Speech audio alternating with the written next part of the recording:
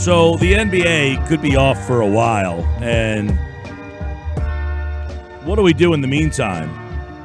Well, what if I told you this might be a template for the NBA moving forward? You know, the Atlanta Hawks ownership group had come out a couple of weeks ago and said, hey, why do we play in October, November, December? Why are we trying to compete with the NFL why don't we just start on Christmas Day? That's a day we own anyway, and we can start then. Bobby Marks, former executive in the NBA with the New Jersey Nets, now with ESPN. He joins us now as he mapped out what could happen with this season, but could it be a blueprint of how we know the NBA moving forward? Could this coronavirus really turn into the new template for the NBA? Let's bring Bobby Marks in at BobbyMarks42 and get his insight as he tweeted out yesterday about a mid-June start of the NBA playoffs. But Bobby, if this ends up happening and they come back in mid-June, play the finals in August as you've mapped out, have the draft at the end of August, do the Vegas Summer League in early September, and we have a December 25th opening, would they be able to get back on track, or would this be the precursor of a new NBA format? Well, I think if the, in the best case scenario, and Adrian Wojnarowski laid it out, last night, is that if we do get going here in mid-June and, the playoffs, extend, basically we're, moving 2 months ahead here and the playoffs go into July and August and draft and, we start free agency instead of July 1 on September 1.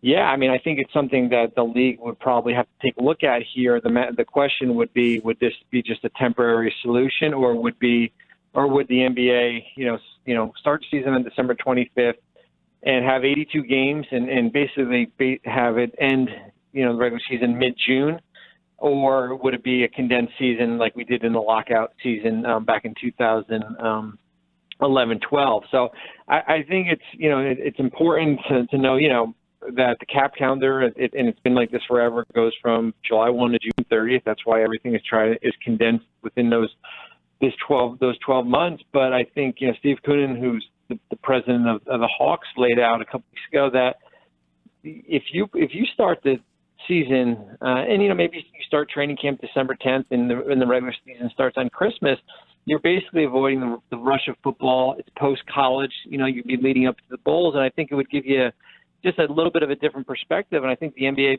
because of this epidemic right now, might be forced to do something like this. Yeah, and I know the Atlanta Hawks ownership kind of threw that out there of why are we competing with them? Is that something that other owners would agree with? Like, are they like, yeah, you know what, that makes a lot of sense. Let's restructure, even if this didn't all go down. Is that something that was realistically being considered? I think everybody is open to anything right now, and I think, well, first the goal is to try to save the season. If we're getting some type of regular season left, or we're jumping right into the playoffs, I think the death card would be certainly if everything is canceled here and come June or July. And I think that's why the league is holding out to the last possible date to do. But yeah, I mean, I think what we've learned about, Adam Silver, the commissioner of the NBA, is that basically anything is on the table and everything's up to talk about from a creativity standpoint. So I think if this is kind of the situation we are in, and I think the situation we're in now is a lot different than where we were 2 weeks ago. And I think change is probably going to be only part of it. No doubt. Bobby Marks is with us. Now, you've worked in an NBA front office. I can only imagine what's going on with people who work there right now where they can't do anything, and there's a potential that they can't do anything for up to 3 months here, mid to late June as a best-case scenario. What is going on inside front offices right now with all this happening? Well, it's similar to when you were, when the lockout of 2011, when we went from, I think we started, we went from July 1, and then it didn't end until, right around Thanksgiving time, November. But we had, also college basketball going on, so you were allowed to go out and watch games and everything. I think what you're seeing now in a lot of front offices is that you're probably getting caught up on a lot of tape from the draft, what potential prospects are going to be whenever the draft is going to be. I think if you're a coaching staff, it's basically kind of doing your off-season work now as far as an audit of your current team. Certainly certain teams will be in the playoffs. Certainly it gives you a little bit of a jump start for some of these teams that are lottery bound here. But there's also there's certainly a lot of there will be a lot of dead time here because we're only in mid-March here.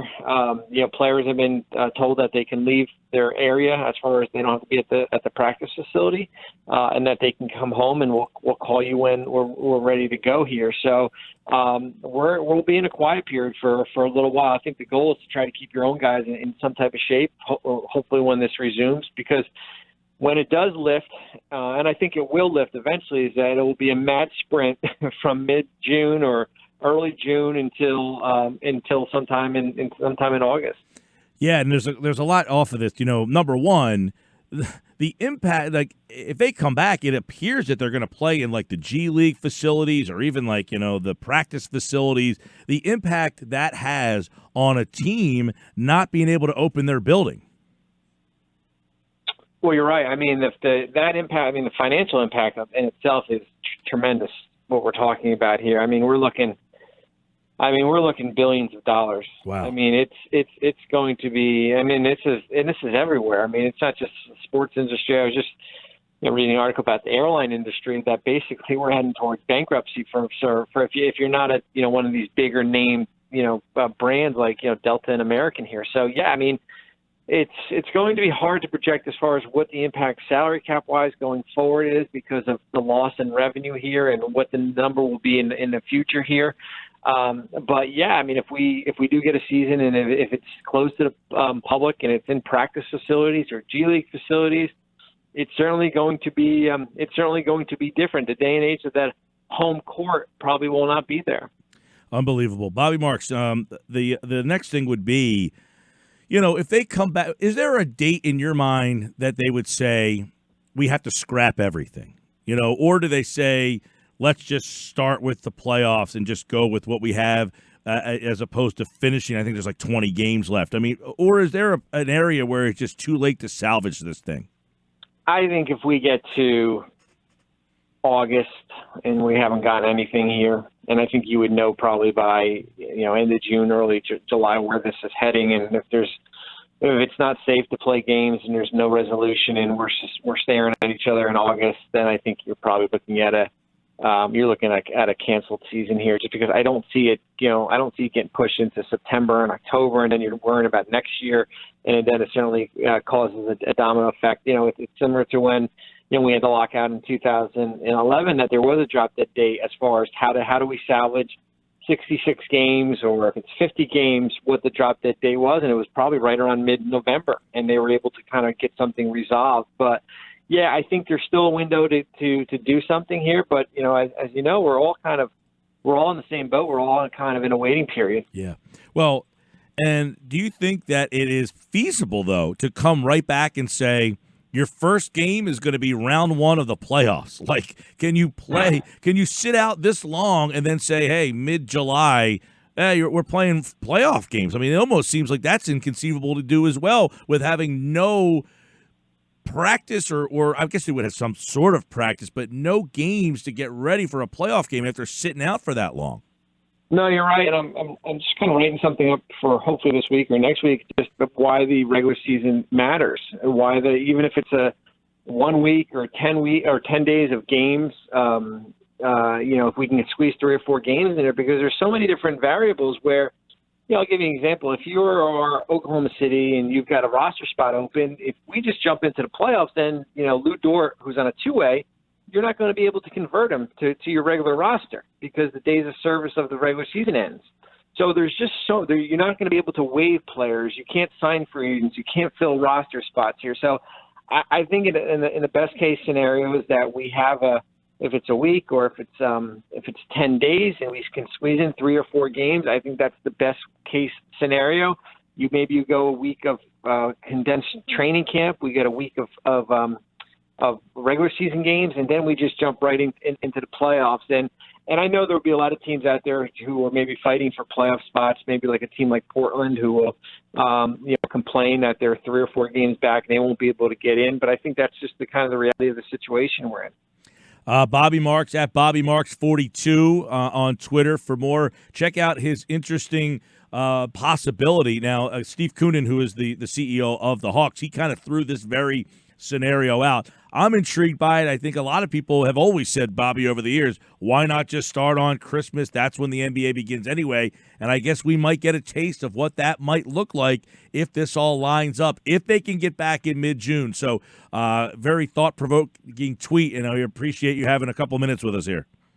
You're welcome. Have a good day. You do the same. Bobby Marks, of course, former executive with the New Jersey Nets, now with ESPN.